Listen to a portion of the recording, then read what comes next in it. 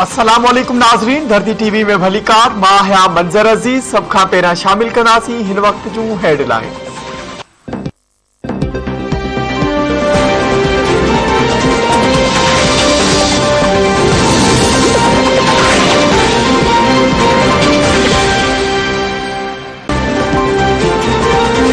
खैबर पख्तूनख्वा जे 17 ज़िलनि में मकानी चूंडुनि लाइ पोलिंग ख़त्म थियण बैदि वोटनि जी ॻणप जारी। 37,752 उम्मीदवारनि में मुक़ाबलो।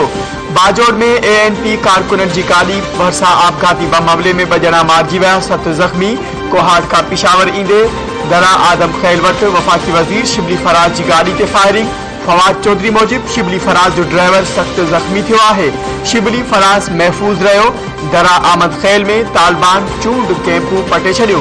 किर्क जे तालुक नसरती में पोलिंग स्टेशन में फायरिंग, 2 ॼणा मारिजी विया, 3 ज़ख़्मी। फायरिंग में PTI MNA शाहिद खटक जो सौट ऐं गन मैन भी शामिल। कोहाट में 1 ॼणो मुखालिफ़न का क़त्ल। मुख़्तलिफ़ इलाइक़नि में बदनज़मी। शाहीबाग में झेड़े दौरान बैलेट पेपर फाड़ा विया। लकी मरवत में उम्मीदवारनि जी 2 ग्रुपनि में झेड़े सबबि पोलिंग रोकी वई। पिशावर जे गुलबहार वारे इलाइक़े में भी झेड़ो। बन्नू जे बका खैल में अमन अमान की ख़राब सूरत-हाल सबबि चूंड मुलतवी। सूबाई वज़ीर ते हमलो करे अमले खे अगवा करण जो इल्ज़ाम।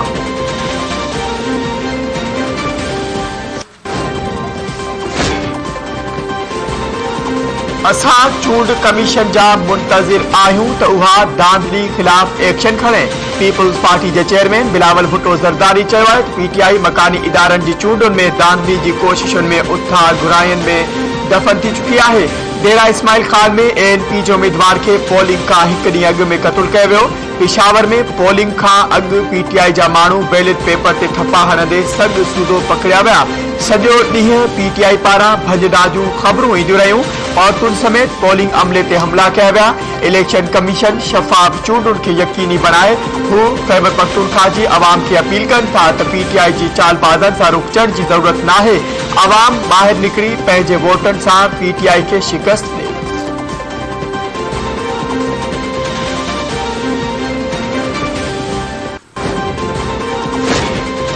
वज़ीर आज़म इमरान खान आलमी बिरादरी के अफगानिस्तान की मदद की अपील करे छड़ी। इस्लामाबाद में थियल OIC मेंबर मुल्कनि के परॾे वज़ीरनि के इजलास के खिताब कंदे इमरान खान चयो आहे त अफगान सरकार जा बैंक अकाउंट बंद हुजण करे सूरत हाल इंतहाई ख़राब आहे।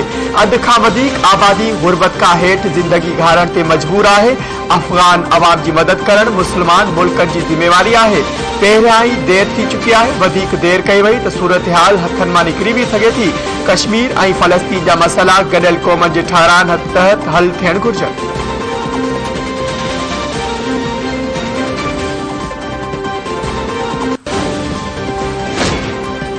अॼोको OIC इजलास अफगानिस्तान की बका लाइ इंतहाई अहम है। काबुल जो अवाम ग़िज़ाई खोट के मुंह ॾेई रहियो आहे। परॾे वज़ीर शाह महमूद कुरैशी जो OIC इजलास में खिताब कंदे चयो आहे त हज़ारे ॿार ग़िज़ाई खोट जो शिकार आहिनि। पाकिस्तान अफगानिस्तान जो आवाज़ सॼी दुनिया ताईं पहुचाए छॾियो। हाणे इहो मसलो हल करण आलमी बिरादरी की जिम्मेवारी आहे।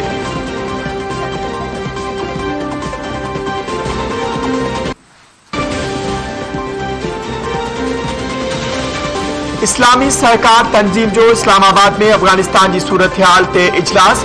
20 मुल्कनि के परॾे वज़ीरनि ऐं 10 मुल्कनि के नायब परॾे वज़ीरनि समेत 70 वफ़दनि की शिरकत। सऊदी परॾे वज़ीर फैसल बिन फरहान इजलास दौरान अफगानिस्तान के 1 अरब रियाल मदद तौर ॾियण जो ऐलान करे छॾियो। OIC के सेक्रेटरी जनरल इब्राहिम हुसैन तलहा जो चवणु आहे त ख़िते में अमन बरक़रार रखण लाइ दुनिया के अफगानिस्तान की मदद करनी पवंदी। नाइजीरिया के परॾे वज़ीर मूजिब पाकिस्तान और सऊदी अरब अफगान सूरत हाल ते OIC इजलास घुराइण वॾो कमु कयो आहे।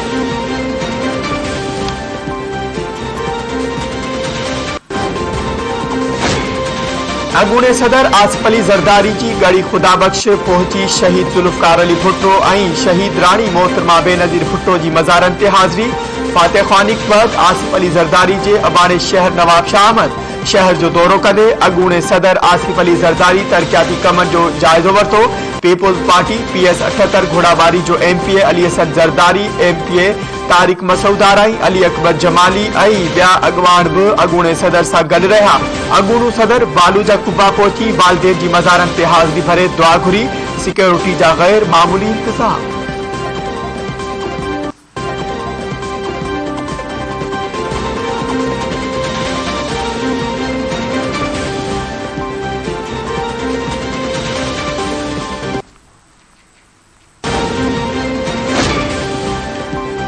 पीपीएम के हाजी अली हसन जरदारी काफिले की सूरत में शहीद मोहतरमा बेनज़ीर भुट्टो की वरसी तकरीब में शिरकत कंदो। 27 डिसंबर से घोड़ाबारी का जियालन जो काफिलो रवानो थींदो। जामिन हाउस घोड़ाबारी में पीपी अगवानन जो अहम इजलास। कारकुनन के शहीद रानी की वरसी तकरीब में भरपूर नमूने शिरकत की हिदायत।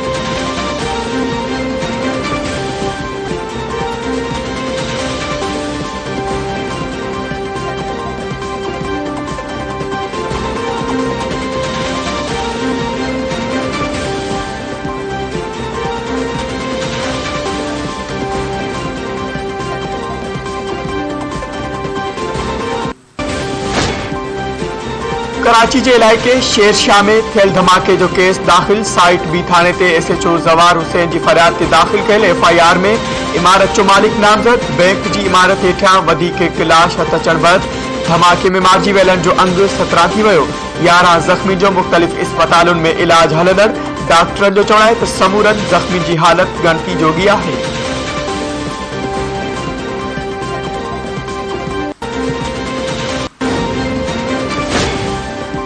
पीरकोट वेझो फैज़ मोहम्मद मुंडो थाने जद में पुराने जमीनी तकरार ता नारेजा और ओढ़ा बिरादरी की बिन धुरिन में तकरार बीहर तेज।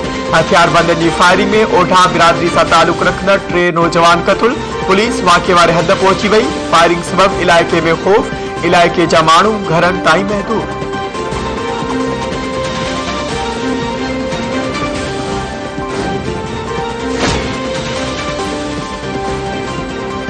कराची के पंजाब चौरंगी अंडरपास वट तेज रफ्तार कार मोटरसाइकिल बचाईंदे कल्टी। 2 औरतुन समेत 3 जना फौत थी विया। चीपा रज़ाकारन जो चवण है हादसे में हयाती विञाईंदड़ जा लाश और 1 जख्मी के जिना अस्पताल मुंतकिल कयो वियो।